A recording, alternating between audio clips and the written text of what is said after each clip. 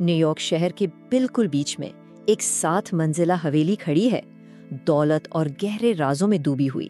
یہ تھی Jeffrey Epstein کی پراسرار دنیا کا مرکز۔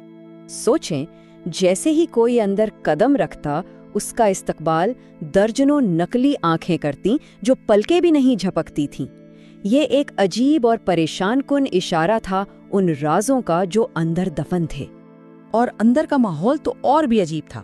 ہوا میں لٹکتی ایک دلہن کی مورتی جو معصومیت اور قید کی کہانی سناتی تھی، اور اس کے دفتر میں ایک حنوط شدہ شیر جو خاموشی سے سب کچھ دیکھتا رہتا، طاقت اور شکار کی ایک کھلی نشانی۔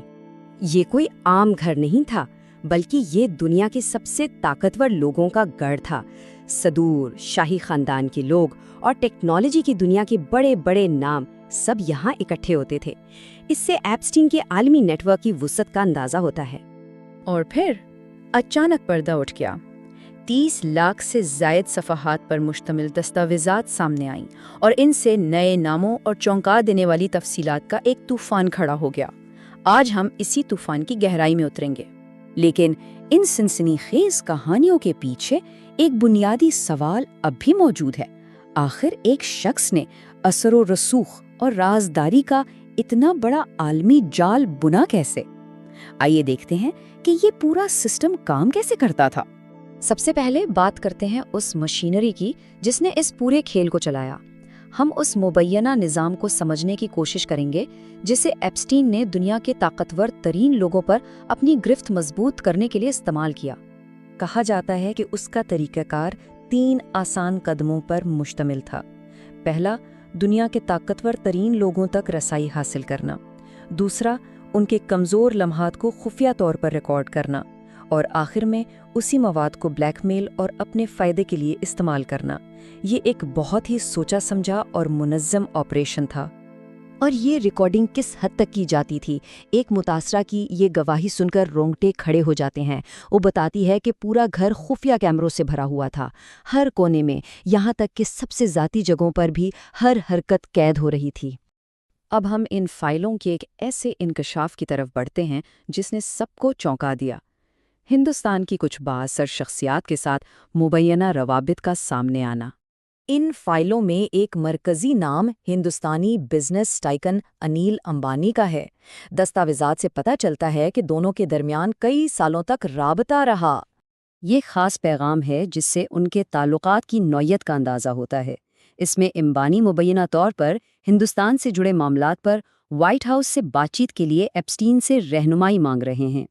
ایک اور پیغام میں امبانی نے مبینہ طور پر قیادت کی خواہش کا حوالہ دیتے ہوئے اس وقت کی ٹرمپ انتظامیہ کے اہم مشیروں جیرڈ کشنر اور اسٹیو بینن کے ساتھ ملاقاتوں کے لیے مدد مانگی۔ یہ ٹائم لائن واقعات کے ایک اہم سلسلے کو دکھاتی ہے جس کا اختتام انیل امبانی اور ایپسٹین کے درمیان ایک ملاقات پر ہوتا ہے، اور یہ ملاقات ٹھیک اسی دن ہوئی جس دن ہندوستان میں 2019 کے عام انتخابات کے نتائج آ رہے تھے، جو کہ ایک بہت بڑا سیاسی لمحہ تھا۔ فائلوں میں ایک اور بڑا ہندوستانی نام سامنے آیا ہے، ہردیپ سنگھ پوری کا، جو ایک سینئر سفارتکار اور موجودہ وزیر ہیں۔ یہ جوڑی ایک واضح تضاد پیش کرتی ہے، ایک طرف ایک سرکاری عہدیدار اور دوسری طرف ایک سزا یافتہ مجرم۔ دستاویزات کے مطابق ان دونوں کے درمیان 3 تصدیق شدہ ملاقاتیں ہوئیں۔ اپنے جواب میں پوری صاحب نے اس بات پر زور دیا ہے کہ یہ ملاقاتیں ستمبر 2017 میں ان کے وزیر بننے سے پہلے ہوئی تھیں۔ اب ہم ان فائلوں میں سب سے ہائی پروفائل ذکر کی طرف آتے ہیں، ہندوستان کے وزیر اعظم کا۔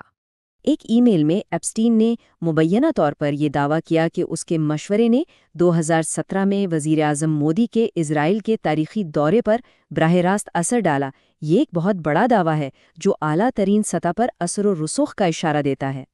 ہندوستانی حکومت نے اس دعوے کو سختی سے مسترد کیا اور اسے ایک سزا یافتہ مجرم کی فضول باتیں قرار دیا جنہیں انتہائی حقارت کے ساتھ مسترد کیا جانا چاہیے۔ یہ انڈیا کنیکشن ایک بہت بڑے عالمی جال کا صرف ایک دھاگا ہے۔ تو آئیے اب ذرا پیچھے ہٹ کر اس پورے رازوں کے نظام کو اور ان سوالوں کو دیکھیں جن کے جواب ابھی تک نہیں ملے۔ اس پوری کہانی میں شاید سب سے حیران کن حقیقت یہ ہے، سینکڑوں بااثر لوگوں کے ملوث ہونے کے الزامات ہیں، لیکن صرف ایک شخص گھسلن میکسویل اس وقت جیل میں ہے، صرف ایک۔